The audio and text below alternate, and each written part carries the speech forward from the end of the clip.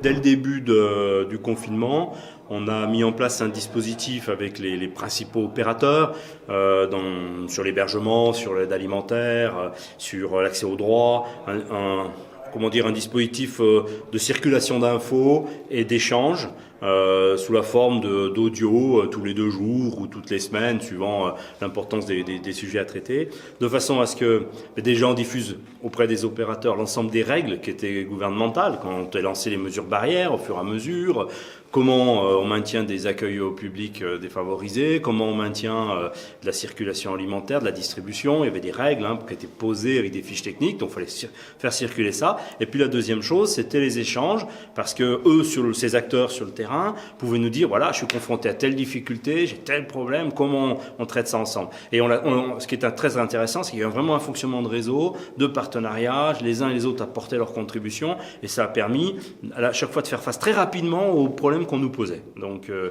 veux dire que le coup de massue, un peu pour tout le monde au début du confinement, a permis de faire en sorte que le service au public les plus vulnérables, les plus fragiles, a été maintenu. Banque alimentaire, qu'est-ce qu'il en est? On continue les services? Alors il y a eu c'est vrai au tout début, il y a un moment de flottement, c'est beaucoup d'associations, beaucoup de bénévoles, très peu de professionnels dans ce champ-là. Une 40aine d'associations concernées sur le département sur l'aide alimentaire, c'est considérable. Et il y a eu un flottement parce que les bénévoles sont âgés, donc ils avaient la consigne pour certains d'être confinés, des personnes plus de 70 ans, etc. La peur d'être contaminé, ce qui est tout à fait légitime, et puis la règle était de dire faut vous confiner, pas sortir. Donc, il y a eu un moment de flottement. Il y a eu aussi une situation où les bénéficiaires ne sont pas tous revenus, et puis après les bénéficiaires sont revenus. Donc il a fallu remonter en puissance. Donc là on a à la fois le soutien des collectivités qui était très fort, sur les grosses collectivités qui ont utilisé leurs services municipaux pour aider les associations. Il y a eu un dispositif qui est celui qu'on appelait la réserve civique, qui permettait à des bénévoles de s'inscrire sur des missions sur une plateforme nationale. Ça a permis de renflouer, j'ai envie de dire, les équipes. Et puis aujourd'hui, ces équipes sont à peu près en situation normale. Par contre, on est en veille parce que on est inquiet sur 2 choses. On est inquiet sur des publics nouveaux qui arriveraient, qui viendraient solliciter, frapper à la porte de ces structures pour avoir de l'aide alimentaire, parce que la crise sociale, crise économique, crise sociale, on imagine un petit peu cet aspect-là. Et puis notre deuxième souci sur lequel on travaille avec la Banque alimentaire, c'est les restaurants du cœur, les restos du cœur, c'est les stocks.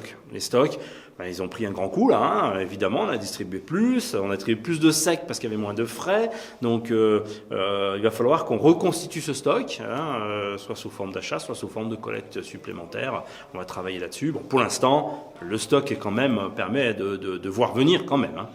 Le social avec les personnes en difficulté, comme les SDF, etc., on pense à des choses particulières? Alors, sur les SDF,